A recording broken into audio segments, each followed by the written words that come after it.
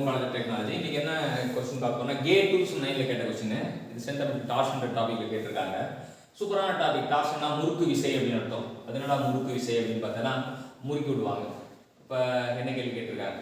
A solid shaft of diameter d, length L is fixed at the both ends. A torque T0 is applied at the distance L/4 from the left end as shown in the figure. The maximum shear stress in the shaft is.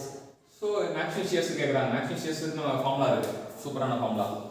Tau max equal to 16T/πdq. இது என்னடா புதுசாக formula போடுறீங்க அப்படின்னா இது TR/J. TR/T/max/J.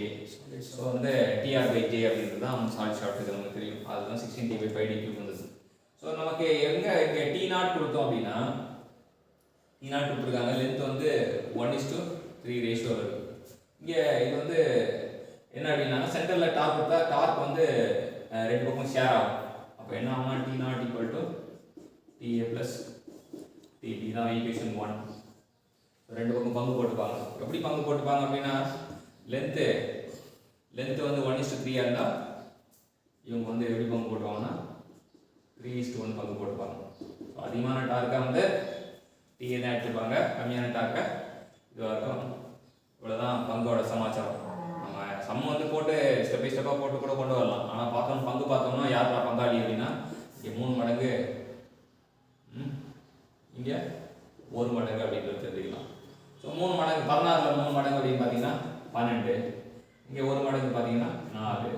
So tau maths பார்த்தீங்கன்னா 12 T0/πdq அப்படின்னு சொல்லிட்டு நம்ம பஞ்சாயத்தை முடிச்சிடலாம். ஈஸியாக நம்ம 3:1 அப்படின்னு ரேஷியோ வச்சு போடலாம். எப்படி அவங்க இன்வெர்ஸ்லி ப்ரொபோர்ஷனல் லென்த்தோட வந்து T வந்து 3:1 எப்படி கண்டுபிடிச்சோம் அப்படின்னா நம்ம ஃபார்முலா என்னன்னா θ ஈக்குவல் டு TL/GJ. அப்போ T and L are T is inversely proportional to L. So L வந்து 1:3 இருந்தால் T வந்து 3:1 தான் இருக்கும் அப்படின்றத நம்ம தெரிஞ்சுக்கிட்டா நம்ம சிம்பிளிஃபைடு மெத்தட்லேயே நம்ம ஈஸியாக போட்டுடலாம். அப்போ இங்கே வந்து ஆக்ட் ஆகிற டார்க் வந்து 12T0/πdq, இங்கே வந்து 4T0/πdq அப்படின்றது ஞாபகம் வச்சுக்கலாம். ஸோ சிஎஸ்எஸ் வந்து இதான் இங்கே சிஎஸ்எஸ் வந்து இதுதான் மேக்ஸிமம் சிஎஸ்எஸ். இங்கே வந்து கம்மியாக தான் ஆக்ட் ஆகும் தெரிஞ்சுக்கலாம். இப்போ டைரக்ட் அப்ரோச் எப்படி போகிறது அப்படின்னு பார்த்தீங்கன்னா இது இல்லாமல் டைரக்ட் அப்ரோச்சும் போடலாம். டைரக்ட் அப்ரோச் θ1 நம்ம என்ன பண்ணலாம் θ1 ஈக்குவல் டு θ2 போட்டு TA அப்புறம் வந்து இங்கே வந்து L1 பதிலாக வந்து L/4 TB TC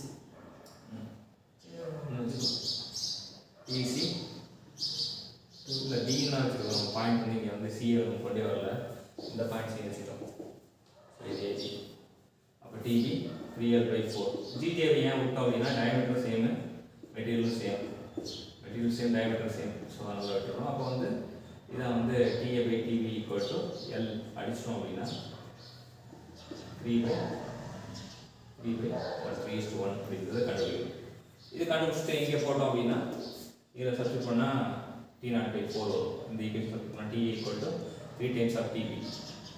இது இருக்குன்னா T0 equal to 3 times of TB plus TB. அப்போ TB equal to T0/4. therefore TA equal to 3T0/4. So TA-ஓட வேல்யூ TB-ஓட வேல்யூ கண்டுபிடிச்சிருக்கு. 16T/πdq சப்ஸ்டிட் பண்ணோம்னா TA-ல வந்து கிடைச்சிரும். இந்த ஆன்சரும் இந்த ஆன்சரும் கிடைக்கும். ஸோ இது வந்து ரெகுலர் ஸ்டெப்பில் போடுறது.